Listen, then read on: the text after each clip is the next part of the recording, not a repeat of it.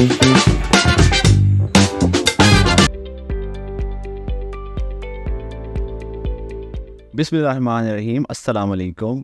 मेरा नाम रॉब अब्दुल गफ्फार है और आज की हमारी सीरीज़ का नाम है इन कन्वर्सेशन विद जीएसपी। आज का हमारा टॉपिक जो कि बहुत ही इंटरेस्टिंग है, गिविंग एंड रिसीविंग रिस्पेक्ट। ये क्यों इतना ज़रूरी है और इसका एक्चुअली मतलब क्या होता है और हम अपनी पर्सनल और प्रोफेशनल लाइफ में किस तरह इसे अच्छे तरीके से कर सकते हैं। इन सब पर बात करने के लिए हमारे साथ मौजूद हैं गौहर शरीफ भट्ट, जो कि जीएसपी ग्रुप ऑफ कंपनीज़ के CEO हैं। अस्सलाम वालेकुम सर। वालेकुम सलाम। Thank you for joining us today. Thank you. Sir, हम कुछ बुनियादी बातों से शुरू करते हैं। मेरा एक बहुत ही मासूम सा सवाल है, क्या आपके नज़दीक रिस्पेक्ट का मतलब महज पोलाइट होना या इससे बढ़कर है? आई थिंक टोटली डिफरेंट चीज़ें हैं, पोलाइट होना और रिस्पेक्ट देना।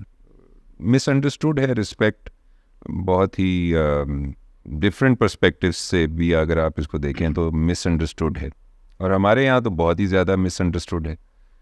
तो रिस्पेक्ट मेरे नज़दीक है एक्नॉलेजमेंट। ठीक, दो मुख्तलिफ अल्फाज हैं अंग्रेज़ी ज़बान के, तो मैं ये नहीं कह रहा कि ये सिनोनिम्स हैं, लेकिन मैं ये ज़रूर कहूँगा कि मेरे नज़दीक रिस्पेक्ट स्टार्ट होती है एक्नॉलेजमेंट से। Very right. कुछ कल्चर्स दुनिया में ऐसे हैं जहाँ पे हमारी जैसे ग्रीटिंग है जिसमें हम सलाम करते हैं, उनकी जो ग्रीटिंग है वो कहती है कि आई सी यू, मैं तुम्हें देख सकता हूँ, यानी मैंने तुम्हारी एग्जिस्टेंस को एक्नॉलेज किया है। तो मेरे नज़दीक यहाँ से शुरू होती है रिस्पेक्ट। अगर आप किसी की एग्जिस्टेंस को एक्नॉलेज कर रहे हैं तो आप उसको रिस्पेक्ट दे रहे हैं, अगर आप उसको इग्नोर कर रहे हैं तो आप उसको रिस्पेक्ट नहीं दे रहे। मतलब द अल्टीमेट डिसरिस्पेक्ट इज़ कि कोई आपके पास आया और उसने आपको सलाम किया या आपके से बात करने की कोशिश की और आपने ऐसे किया जैसे वो है ही नहीं वहाँ पे। इससे बढ़ के डिसरिस्पेक्ट तो नहीं हो सकती। Very right. गौर साहब, do you think respect matters a lot in every field of life?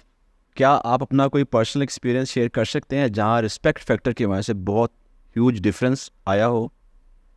But I think that to answer your question in a single word, yes, respect matters in each and every field of your existence.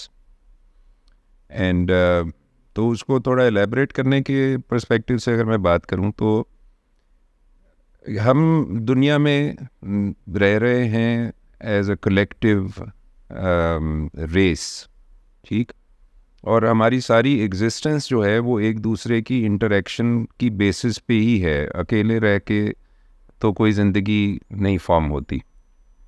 Very true. तो अब जब हम collective living की बात करते हैं तो collective living में बच्चे भी हैं, बड़े भी हैं, ख़वातीन, मर्द, और मतलब सब लोग शामिल हैं। तो उन सब की एग्जिस्टेंस के इंटरप्ले से लाइफ है।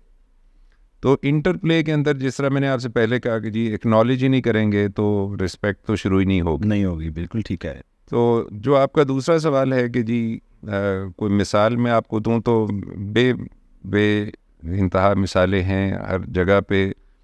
मैं हर रोज़ देख रहा हूं कि डिसरिस्पेक्ट हो रही है और उसकी वजह से एक बीमार जिस्म की तरह हमारी ज़िंदगी हो चुकी है इस प्लेनेट के ऊपर।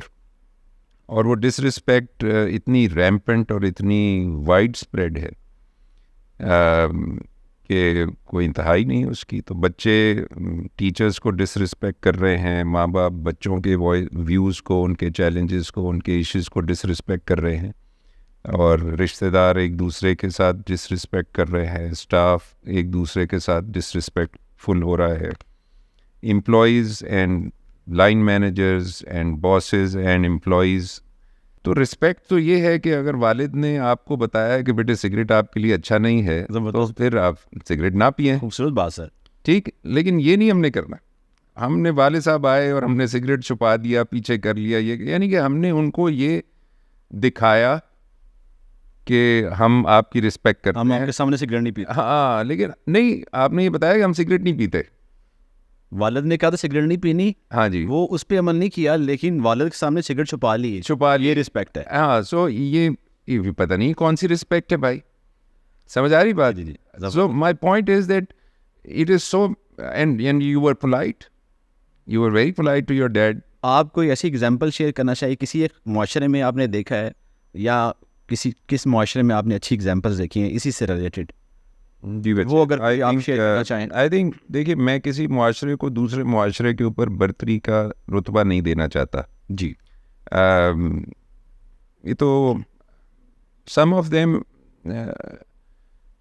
are ahead of the others, ठीक। वो उसी तरह है कि किसी ने पहले 10वीं जमात में पहुंच गया और उस वक़्त कोई चौथी जमात में था, उसमें ना वो 10वीं वाले का कोई कमाल है ना चौथी वाले का कोई कसूर है, वो पहले पैदा हो गया, वो पहले उस जगह पे चला गया। तो इसलिए मैं किसी मुआशरे को किसी दूसरे मुआशरे पे तरजीह देने की बात नहीं कर रहा हूँ, लेकिन कुछ मुआशरे मैंने ऐसे देखे हैं जिनके अंदर फ्रैंकनेस और ट्रूथफुलनेस जो है वो ज़्यादा रची बसी हुई है उनके तौर तरीके के अंदर, ठीक।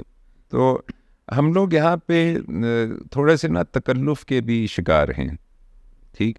और जिस तरह आपने पोलाइटनेस की बात की ना, इसी तरह तकल्लुफ़ जो है ना वो भी एक उसको भी रिस्पेक्ट के साथ कंफ्यूज किया जाता है, जी बिल्कुल किया जाता है, ठीक। हालांकि जो बेतकल्लुफ़ी है वो किसी उस्ताद के साथ भी हो सकती है, आपके वालिद के साथ भी हो सकती है, आपके गुरु के साथ भी हो सकती है, और अपने दोस्त के साथ भी हो सकती है, but that does not mean that you do not respect any of them. Very right, समझ आ रही है बात? अब हम बात कर रहे हैं कि जी मैं किसी को इज्जत दे रहा हूँ और मुझे नहीं, और वो इज्जत वापस रेसिप्रोकेट नहीं कर रहा, यस, ठीक। तो अब ये ऐसे है कि दो तरीके हैं इसके बारे में सोचने के। एक तरीका ये है कि मैं सच बोल रहा हूँ लेकिन वो झूठ बोल रहा है, जी बिल्कुल। तो क्या अब ये आपको एब्जॉल्व कर देता है सच बोलने की जिम्मेदारी से? क्या आप कहें जी वो झूठ बोल रहा है तो मैंने भी झूठ बोलना शुरू कर दिया? वैसे बहुत सारे लोग ऐसे करते हैं, करना नहीं चाहिए। जी जी, मतलब सलूशन नहीं है ना ये किसी चीज़ का। जी जी। तो आपने रिस्पेक्ट दी, आपको आगे से रिस्पेक्ट नहीं मिल रही जी, आपने फिर रिस्पेक्ट दी और रिस्पेक्टफुली उनसे कहा that you owe me some respect. इस चीज़ को बावर कराना भी तो ज़रूरी है। जी बिल्कुल।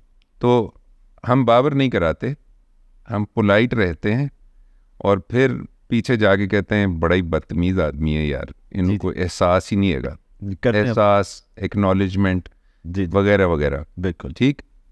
यानी वो so instead of doing something right, हमने वी डिड टू रॉन्ग्स। पहले ना अपना, तो पहली बात यह है कि अगर आप अपनी रिस्पेक्ट करते हैं तो उस रिस्पेक्ट को अगले को भी आपको रिस्पेक्ट देनी होगी, एक्नॉलेज करे वो इस बात को। जी, नहीं कर रहा तो कई दफ़ा it is only a matter of informing that person, it is a matter of informing that person कि जनाब आप मेरे साथ डिसरिस्पेक्टफुल हो रहे हैं।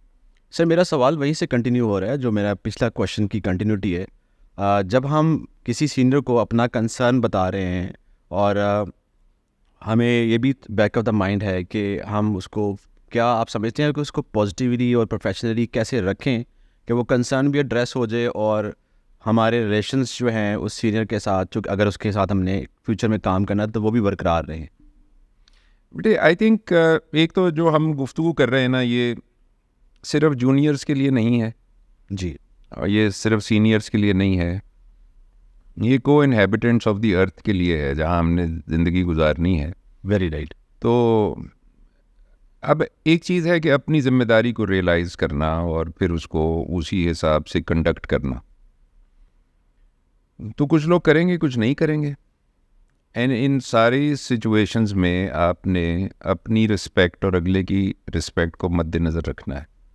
और इन दो रिस्पेक्ट के आगे बहुत सारी और रिस्पेक्ट्स भी हैं, वेरी राइट, ठीक। क्योंकि दो लोग जो इंटरप्ले है उनकी कॉन्वर्सेशन का या उनकी इंटरेक्शन का, वो सिर्फ उन तक महदूद नहीं है, उसके साथ बहुत सारी और चीज़ें भी एसोसिएटेड है। मसलन वो किस इदारे को रिप्रेजेंट कर रहा है, वो किस इदारे को रिप्रेजेंट कर रहा है जी, वो किस एज ब्रैकेट को रिप्रेजेंट कर रहा है, वो किस जेंडर को रिप्रेजेंट कर रहा है, बहुत सारी चीज़ें एप्लीकेबल हो जाती। तो जब आप ये बात कहते हैं कि जी किसी जूनियर ने किसी सीनियर को अगर अपनी बात समझानी है जी, तो सीनियर के ऊपर भी एटिकेट के कुछ असूल लागू होते हैं, रिस्पेक्ट के कुछ असूल लागू होते हैं। Very right. तो मैं ये अज्यूम कर रहा हूँ कि आप ये कह रहे हैं कि जी सीनियर उन असूलों से अबाइड नहीं कर रहा, ऐसा ही है ना? अगर मैं आपका सवाल सही तरह समझ जाऊँ, क्वेश्चन यही है। सो बिकॉज सिचुएशंस फ़र्क होती हैं, तो ऐसा ना हो कि सवाल का जवाब कुछ किसी और तरफ जा रहा है और सवाल कुछ और था। So we are now talking about a situation where there is a subordinate or a junior person who's trying to explain something or to a senior person, very right. और वो इज़्ज़त के साथ उस चीज़ को, अपनी रिस्पेक्ट को भी मेंटेन करना चाहता है, एक बात समझाना भी चाह रहा है, लेकिन अगला वो बात नहीं सुन रहा या नहीं समझ रहा। ठीक, अब मेरे ख्याल में वो बात एक दफ़ा से ज़्यादा दफ़ा समझाने की ज़रूरत पड़ेगी आपको। सही, वेरी राइट। और you owe it to that person कि आप उसको 2 दफ़ा या 3 दफ़ा वो बात समझाएं। Very right. समझ आ रही बात? जी बिल्कुल आ रही है। बिकॉज अगर हो सकता है पहली दफ़ा समझ ही ना आए बात, उसको कॉन्टेक्स्ट ही ना समझ में आए, या वो बात सिंक इन नहीं की अगले के जहन के अंदर, या आपकी बात करने का तरीका ऐसा था कि समझा नहीं सके, आप पूरी बात नहीं बता सके। Very right. So I think it is important that आपको वो बात समझानी है अगले, जी मुझे आपकी इस चीज़ की वजह से तकलीफ़ हो रही है, या जो आप बात कह रहे हैं वो बात सही नहीं है, या इस बात के अंदर इस चेंज की ज़रूरत है। Very right. बड़ा अच्छा आपने एक्सप्लेन किया। मेरा सर क्वेश्चन है, बल्कि एक ऑब्जर्वेशन मैं आपसे शेयर करता हूँ। मैं किसी कंपनी का नाम नहीं लूँगा। मेरा सर कुछ कंपनीज़ में काम करने का इत्तेफाक हुआ, तो वहाँ मैंने देखा कि कुछ एम्प्लॉयज़ अपने बॉसेस को, और कुछ ख़ास पर्टिकुलर डेजिग्नेशन, मैं डेजिग्नेशन भी नहीं मेंशन करना चाहूँगा, वो बॉसेस के साथ इस तरह का रिलेशन है उनका कि वो बॉस अगर उनको कहता है कि मालिश करो सर की, तो वो भी वो करते नज़र आएंगे। कुछ एम्प्लॉयज़ को, बॉस को अगर जिम पसंद है तो वो उसके साथ जिम कर रहे हैं, भले उनको जिम पसंद नहीं है करना। वो साइकिलिंग कर रहा है तो वो साइकिलिंग कर रहा है, गोल्फ खेल रहा है तो गोल्फ पहुँच गए हैं। और वो वाले बॉस को जो चीज़ें पसंद हैं वो उसके लिए वो मिठाई लेके आएंगे, स्पेशल सर तो अड्डे से ले आंदी। तो कुछ इस तरह के मैंने ना देखे हैं कुछ इन्वायरमेंट। ये मल्टीनेशनल में भी नज़र आते हैं, लेकिन एक लिमिटेड स्केल के अंदर। ये प्राइवेट लिमिटेड में भी देखे हैं मैंने, और सेमी गवर्नमेंट में भी देखे हैं। ये हर जगह है, कहीं कम है कहीं ज़्यादा है। कुछ प्राइवेट ऑर्गेनाइजेशन में ये बिल्कुल ना होने के बराबर है, जो बड़ा अच्छा है। तो सर इसको आप किस तरह? आई थिंक देखिए, हमारे आज का जो सब्जेक्ट है वो रिस्पेक्ट से जी सर ताल्लुक, ये जो जिस चीज़ की हम बात कर रहे हैं ना, ये नाअहली की वजह से होता है। ठीक, जब आप नाअहल हैं किसी चीज़ के, जी और आपको उस पोजीशन पे बिठा दिया जाएगा, अब आप उस पोजीशन को कैसे प्रिजर्व करेंगे? जब उनसे पूछा जाता है कि आप ये क्यों कर रहे हैं, तो वो कहते हैं यार we are showing just respect, they are seniors. बिल्कुल सही है। तो वो उनके लिए रिस्पेक्ट जो है वो सिर्फ उस ओहदे से ताल्लुक़ है। तो जिस दिन वो साहब उस जॉब में नहीं होंगे, उनके बॉस, उस दिन तो वो रिस्पेक्ट नहीं करेंगे उनको जाके। सही, उस दिन उनके साथ जिम में नहीं जाएंगे, उस दिन उनके सर की मालिश नहीं करेंगे, बल्कि उस दिन उनका फ़ोन नंबर ब्लॉक कर देंगे उनके मोबाइल के अंदर। सर हम अपने आगे बढ़ते हैं क्वेश्चन की तरफ। मैंने सर ये देखा है कि कुछ लोग सेल्फ रिस्पेक्ट और ईगो में को डिफ्रेंशिएट नहीं कर पाते। जब फीडबैक जो, और ऐसे जो लोग होते हैं वो फीडबैक को पसंद नहीं करते। वो कहते हैं कि सेल्फ रिस्पेक्ट वो ईगो को मिक्स कर देते हैं। वो फीडबैक को पसंद नहीं करते। जब डिसएग्रीमेंट उनसे शेयर किया जाए तो वो सुनना नहीं चाहते। डिफरेंस ऑफ ओपिनियन उनके सामने रखा जाए तो वो उसको पसंद नहीं करते। तो आपके ख्याल में ये जो एक सेल्फ रिस्पेक्ट और ईगो में एक थिन लाइन है, इसको मैं ये तो नहीं कहूँगा मेंटेन कैसे करें, हम इसको कैसे ख़त्म कर सकते हैं, इसके ऊपर थोड़ा सा। पहली बात, ये जो सेल्फ रिस्पेक्ट और ईगो की थिन लाइन है, थिन होनी नहीं चाहिए थी, हो गई है। ये ठीक होनी चाहिए। दो मुख्तलिफ चीज़ें हैं, इनका एक दूसरे से ताल्लुक़ नहीं है। देखिए, अभी कल कहीं बैठे दोस्तों में बात हो रही थी, तो वो अंग्रेज़ी ज़बान में ना बहुत सारे अल्फाज हैं, उर्दू ज़ुबान में भी इसी तरह है। ज़ुबान अभी कंप्लीट लैंग्वेजेस में, दुनिया की जो मैच्योर लैंग्वेजेस उसमें काउंट नहीं होती, बिकॉज हिसाब की पढ़ाई उर्दू में नहीं हो सकती। जी ऐसे ही है। तो अरबी है या अंग्रेज़ी है, इतने सारे अल्फाज हैं, और उन अल्फाज की ज़रूरत क्यों पड़ी? क्योंकि जो पहले अल्फाज थे वो किसी एक कॉन्सेप्ट या सिचुएशन को एक्सप्लेन करने के लिए नाकाफ़ी थे। नाकाफ़ी थे। तो फिर हमने जल्दी के चक्कर में हमने कहा ये तो सारे फालतू है गए बहुत सारे 26,000 लफ्ज़ है गए 2-3 हज़ार लफ्ज़ नाल ही गुजारा हो सकता है। सही। Which is when we started using the wrong words as synonyms. हाँ, तो हमने 5 की बजाय एक ही लफ्ज़ चूज़ कर लिया, but that's a process of evolution. Very right sir. So ego और रिस्पेक्ट दो फ़र्क चीज़ें हैं भाई। कोई ताल्लुक़ नहीं है एक का दूसरी के साथ। जब आपको रिस्पेक्ट का कॉन्सेप्ट समझ में नहीं आता तो, या आप जनरली मेरे नज़दीक ईगो जो है वो इग्नोरेंस की रिफ्लेक्शन है। इग्नोरेंस की रिफ्लेक्शन है। तो वो इस तरह से कि देखिए, जैसे जैसे मैंने दुनिया में जितने भी लोगों को जो कि वाकई जिनको आप एज मशाल राह देख सकते हैं, रहबर देख सकते हैं, वो जैसे जैसे ज़्यादा सीखते गए वो आगे से यही कहते गए कि मुझे नहीं पता। अच्छा, बजाय ये कहने के कि मुझे सब कुछ आ गया, हाँ जी, मैं मुकम्मल हूँ। हाँ जी, उन्होंने ये नहीं उनको पता चला कि डेप्थ कितनी है। जब आपने समुंदर को बाहर से देखा है तो आपको तो नहीं पता चल रहा कि कितना डीप है। अब आप वहाँ से गए हैं 10-20 फुट आगे तो आपको पता चला कि घुटने तक आ गया है। जब आप 100 गज आगे गए तो यहाँ तक आ गया। अभी भी आपको थोड़ी पता है कितनी डेप्थ है। बड़ी गहरी बात की। ठीक, जब आप जाते जाएंगे तो आपको अंदाज़ा होगा कि इट्स इन्फिनिट।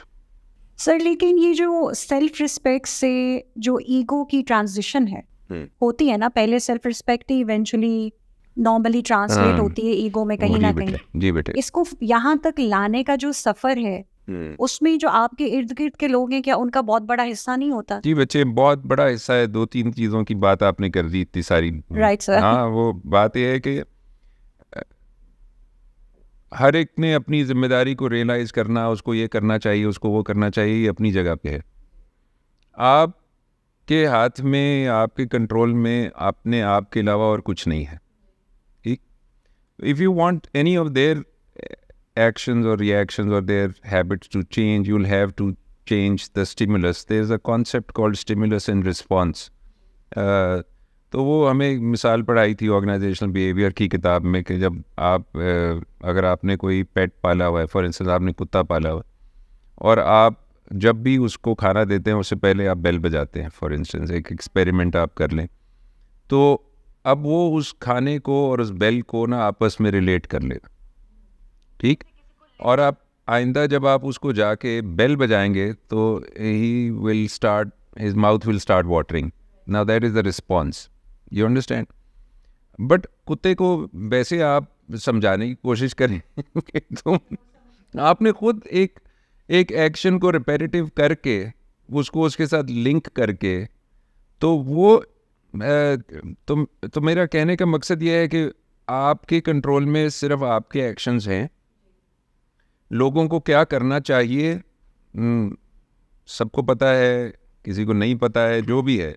अगर आप चाहते हैं कि वो किसी तरीके से बिहेव करें तो आपको अपना एक्शन चेंज करना पड़ेगा। सही। सो जो दूसरा हिस्सा है आपके सवाल का वो ईगो से रिलेटेड है। ईगो एंड रिस्पेक्ट के उसको मिक्स कर दिया जाता है। ये समझते हैं कि जी मुझे नहीं पता क्या समझते हैं, बट बहरहाल ईगो के पर्सपेक्टिव में मैं इतना ज़रूर कहना चाहूँगा दैट कंप्लीटली एनाइलेट करना उसको ज़रूरी नहीं है। ठीक है, जिस तरह सोने के अंदर थोड़ी इम्प्योरिटी आपको चाहिए उसकी हार्डनेस के लिए, ठीक, जो पानी आप पीते हैं उसके अंदर भी थोड़े से डिजॉल्व सॉलिड्स आपको चाहिए, प्योर H2O आप नहीं पी सकते। तो इसी तरह से a bit of ego is required, उसकी सही मिकदार, तो बैलेंस जो है वो ज़रूरी है उन चीज़ों के अंदर। लेकिन रिस्पेक्ट का उससे कोई ताल्लुक़ नहीं है।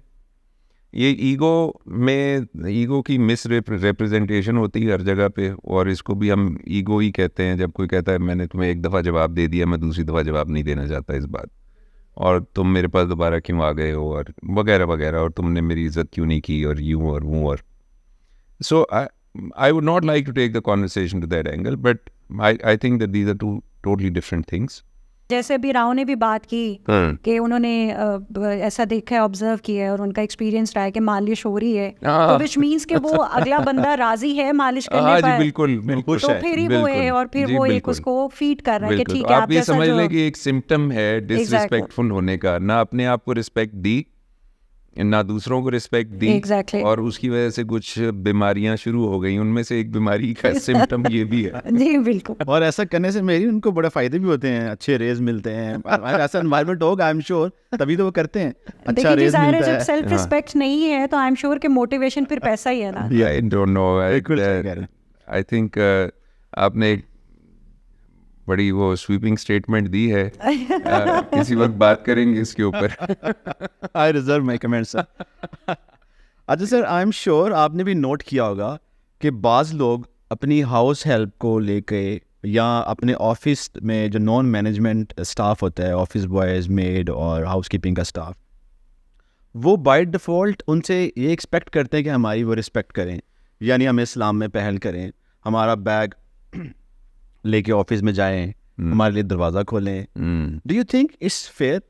और क्या हमारी रिस्पेक्ट इतनी सेंसिटिव है कि अगर हम इस्लाम में पहल कर देंगे या हम अपने लिए दरवाज़ा खुद खोल लेंगे या अपना बैग ऑफिस में खुद ले जाएंगे, तो क्या उस रिस्पेक्ट में कोई कमी आ जाएगी? या उनके या आ लिए सकती दरवाज़ा है? खोल देंगे, जी, ये भी उनके लिए। ज़रूरी है हाँ, yes. कि अपने लिए तो खोलेंगे, क्या उनके लिए दरवाज़ा खोलने से हमारी रिस्पेक्ट में कोई कमी आ जाएगी? तो वो जो बेचारे हैं वो माजूर हैं लोग।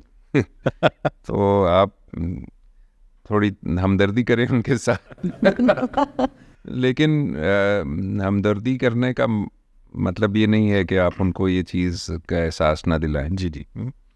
सो मैंने जैसे कहा कि इसका ना तो जेंडर से कोई ताल्लुक है, ना एज से ताल्लुक है, ना रैंक से ताल्लुक है, ना किसी और चीज़ से ताल्लुक है। तो बहुत कॉमन है। एंड दिस इज़ क्या कहूँ कि मतलब इन्फ्लिक्ट हुए हुए हैं हम इस बीमारी से। और हालांकि अगर जैसे मैंने पहले कहा कि आपके कंट्रोल में आपके एक्शंस हैं। अगर आप चाहते हैं, लेट्स से कि आप सिखाना चाहते हैं किसी को कि वो सलाम करे, जी ठीक, तो सलाम कर लें। राइट, एक दफ़ा करेंगे, 2 दफ़ा करेंगे, 4 दफ़ा करेंगे तो उसको भी आदत पड़ जाएगी जी। और जिस दिन अगर आप भूल गए तो उस दिन वो कर देगा आपको सलाम। तो ऐसा करना चाहिए हमें, और यही तरीका है आई थिंक। अगर आप उससे एक्सपेक्ट कर रहे हैं कि वो सलाम करे तो इसका मतलब है अब शुरू ही डिसरिस्पेक्ट से हुई है कहानी। जी ठीक। अच्छा सर, मैंने ना रिसेंटली एक आर्टिकल पढ़ा हार्वर्ड बिजनेस रिव्यू का, मैं उसकी फाइंडिंग आपसे शेयर करता हूँ, हम इस टॉपिक के साथ कनेक्ट करने की मैं कोशिश करूँगा इसको। सर, उस आर्टिकल में ये कहा गया कि there are 2 types of respect, one is owed respect and the second is earn respect. Owed respect ये है कि हम हर किसी की रिस्पेक्ट करें, वेयर एज अर्न रिस्पेक्ट ये है कि हम रिस्पेक्ट को हासिल करें through our performance, through our achievements and और skills. What do you think about these two kinds of respect at work? बहुत ही इंटरेस्टिंग बात आपने शेयर की है, और it's new vocabulary I have learned about respect which is owed. Thank you sir. तो owed respect तो जो हम बात कर रहे हैं कि जी हर एक डिज़र्व करता है रिस्पेक्ट, दैट एक certain level of respect her एक डिज़र्व करता है। जी सर। उसके आगे आ जाती है कि अब आप एक्सीड कर गए, आपने ऐसी हरकतें की ज़िंदगी में through excellence in your profession. For instance, आप क्रिकेटर बन गए हैं और आप इतने कमाल क्रिकेटर हैं, या आप ऐसे अच्छे राइटर हैं, या आप ऐसे अच्छे सिंगर हैं, या एक्टर हैं, या जो भी हैं, तो कि आपको कोई स्टैंडिंग ओवेशन दे रहा है कि भाई कमाल कर दी। Very right. ठीक है, that's another level. So I totally agree with that. In addition to it I would also like to say कि मैंने अपनी ज़िंदगी में 2 तरीके से रिस्पेक्ट को देखा है लोगों को। एक है कमांड करना और एक है डिमांड करना। जी बिल्कुल, कमांड और डिमांड। तो ये जो आप अर्न रिस्पेक्ट की बात कर रहे हैं ना, ये कमांड से रिलेट कर रही है। क्या आपने ऐसा कमाल किया है कि अब लोग आपको दूसरों के मुकाबले में ज़्यादा रिस्पेक्ट दे रहे हैं, जिस तरह आप अपने उस्ताद को रिस्पेक्ट देते हैं कि भाई वो जस्ट नोज मोर, ठीक, या आप ईदी साहब को रिस्पेक्ट देते हैं, या आप सचिन तेंदुलकर को रिस्पेक्ट देते हैं, 16-17 साल की उम्र में इंटरनेशनल क्रिकेट के अंदर आया, तो deserves that acknowledgement and that respect, you understand, बनती है। बनती है क्योंकि उन्होंने काम जना पहुंचने में आम लोगों के मुकाबले में वो ज़्यादा हकदार। स्टैंड आउट करते हैं फॉर एडिशनल रिस्पेक्ट। तो ये तो हो गई कमांड करना, जिसके अंदर कोई बहस मुबासे वाली बात ही नहीं है। Very right. अब आप कह ही नहीं सकते कि यार ये मुसलमान है, ये क्रिश्चियन है, ये छोटा है, बड़ा है, लड़की है, लड़का है, जो भी है, उसने ऐसा कमाल किया है, यू हैव टू। आप नहीं करेंगे एक्नॉलेज तो ना करें, बाकी सारी दुनिया तो कर रही है। बिल्कुल सही है। दूसरा है डिमांड करना। डिमांड करने का मतलब ये है कि मैं जिसकी हम बात पहले कर रहे थे कि तुम अंदर आए हो, तुमने मुझे सलाम क्यों नहीं किया, ठीक, मेरे हाथ से बैग पकड़ना चाहिए था, मैं यहाँ का प्रोफेसर हूँ। अब प्रोफेसर साहब को अगर अर्न करनी है तो कमांड कर सकते हैं ना, सिखाएं बच्चों को ऐसे जी जी। कि बच्चे खुद उनकी इज्जत करेंगे। हमने तो छोटे बच्चों को भी देखा है that they realise which teacher is contributing to their growth. Right. They respect those teachers. They do, and if the children can realize it, तो grown-ups can certainly realize बिल्कुल it. सही कह रहे हैं। So ये दो मुख्तलिफ चीज़ें हैं, commanding and demanding. जबरदस्त है, बड़ा अच्छा एक्सप्लेन। सर मैं आपसे दरख्वास्त करूंगा कि आप भी कोई 2-3 टिप्स ऐसी बता दें हमें सबको, सुनने वालों को, कि जिस पे हम फौरी तौर पे उन पे तो लाजमी अमल करें ना। बाकी सारी गुफ्तगू बड़ी कीमती थी, कीमती है और रहेगी, चूँकि हमने महफूज कर लेनी है ये वीडियो। अच्छा सर, मैं it's always difficult for me to, अगर ये तो हज़रत अली की कैपेबिलिटी थी कि बहुत बड़ी चीज़ को 3-4 अल्फाज के एक सेंटेंस में ही दे दिया करते थे, वो दवा की तरह। जी जी। तो वो खुदादा हज़रत अली को तो इल्म का दरवाज़ा भी कहते हैं जना, इसीलिए कहते हैं क्योंकि वो मेरी तरह लंबे लंबे लेक्चर नहीं देते, एक आधा सेंटेंस बोलते थे और फिर आप गुम हो जाते थे उस सेंटेंस की डेप्थ के अंदर के इसमें कितनी गहराई है। दुरुस्त कहा। तो इसलिए मैं शॉर्टकट तो नहीं दे सकता बच्चे, इतनी बात ज़रूर कर सकता हूँ कि रिस्पेक्ट जो है वो एक्नॉलेजमेंट और रियलाइजेशन से आती है। Very right sir. और आप किसी की रिस्पेक्ट उस वक्त तक नहीं कर सकते जब तक आप उसकी सिचुएशन में अपने आप को नहीं डाल सकते। बिल्कुल ठीक है। ठीक, वो भले आपके वालिद की रिस्पेक्ट है, तो you have to first put yourself in those shoes to understand what he has done for you. Very right. Only then you will respect him. इसी तरह से आप अपने बच्चे की रिस्पेक्ट नहीं कर सकते जब तक आप उसके शूज़ में अपने आप को नहीं डाल सकते। Very right. और बड़ों पे इसकी ज़िम्मेदारी ज़्यादा है, बच्चों पे इसकी ज़िम्मेदारी कम है। ठीक, मैं इस बात को फिर रिपीट करूंगा, बड़ों पे ज़्यादा है, बड़ों पे इसकी ज़िम्मेदारी ज़्यादा है, बच्चों के ऊपर इसकी ज़िम्मेदारी कम है, बिकॉज बच्चा ने अभी आपका रोल प्ले नहीं किया है। अच्छा, क्योंकि बच्चे ने बड़ों से सीखना है, this is what I interpret. नहीं, और दूसरी बात ये कि उसने अभी आपका रोल नहीं प्ले किया ना। Very right. आपने तो उसका रोल प्ले किया हुआ है। सही कह रहे हैं आप तो स्टूडेंट रहे हैं। अगर मैं इस उम्र में ये भूल जाऊं कि सुबह 6 बजे उठना कितना मुश्किल था स्कूल जाने के लिए, वो बैग उठाना कितना मुश्किल था, क्लास में कॉन्सेंट्रेट करना कितना मुश्किल था, तो कोई फ़ायदा ना हुआ मेरा एक्सपीरियंस का, बड़ा काय का हुआ मैं। बिल्कुल सही कह रहे हैं। समझ आ रही बात? तो अभी मैं अपने बच्चों के ऊपर प्रेशर डाल दूँ, तुम्हारे तो सिर्फ 4 A's आए हैं और बाकी सारे B's आए हैं, भाई कितना मुश्किल था A लेना, ये कितना मुश्किल था B लेना, और जो बात नहीं समझ में आ रही सो नहीं समझ में आ रही। Very right. ठीक, तो कहने का मकसद ये है कि बड़ों पे जिम्मेदारी ज़्यादा है, छोटों पे कम है। उन अपने आप को उस पोजीशन में रखें, और अगर आप उस पोजीशन से गुजर चुके हैं तो उस चीज़ को याद रखें, एक्नॉलेज करें उस चीज़ को। ठीक, और आप जिस सिचुएशन में हैं कम्युनिकेट करें, अगले को समझाएं, और वो जिस सिचुएशन में है उसकी सिचुएशन को समझें, आप एक दूसरे की रिस्पेक्ट करनी शुरू कर देंगे। ठीक, and eventually the only thing, अगर एक लाइन की आप बात करें तो मेरा बस एक सवाल है कि कोई है जो सोचे समझे। ज़बरदस्त, बस। Thank you very much sir for joining us today. Thank you very much जी आप सबका भी जिन्होंने हमें ज्वाइन किया, और see you next time in with new topic. Till the time, अल्लाह हाफिज़। Thank you very much sir, once again. Thank you.